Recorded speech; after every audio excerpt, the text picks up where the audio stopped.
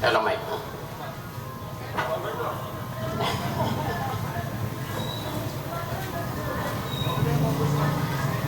Mga kasama, kung mapapansin po natin, halos lahat po ng bukal na magsalita din sa harapan, halos kabisado na po yung programa ng agriculture.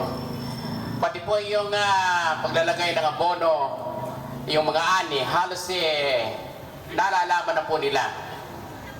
Sa tagal po ng ginagawang Harvest Festival at nabibigyan po sila ng briefing, kabisado na po nila yung gawain sa agriculture. Lalo-lalo na po si Vice Mayor Noel Sakay. Nagtapos po siya ng IPM FFS training na 16 weeks sa barangay ng Anilaw. Magkasama po kami sa loob ng 16 weeks sa barangay na yun. Kaya kabisado na niya pagpunta po sa bukid, pwede na po niyang i-assess kung ikaw ay aani o hindi. Kabisado po. Kaya siguro po dapat nasa subject din sa training yung mga opisyal ng pamahalaan. Kung anong programa dapat masasabi na po nila ng maayos kung ano po yung pinupuntahan nilang programa.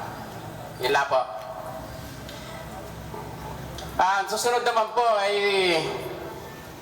itong pagpapakita ng mga accomplishment ng Uncle Organics. Ito po yung tinatawag na aral technical mula sa Uncle Organics video presentation.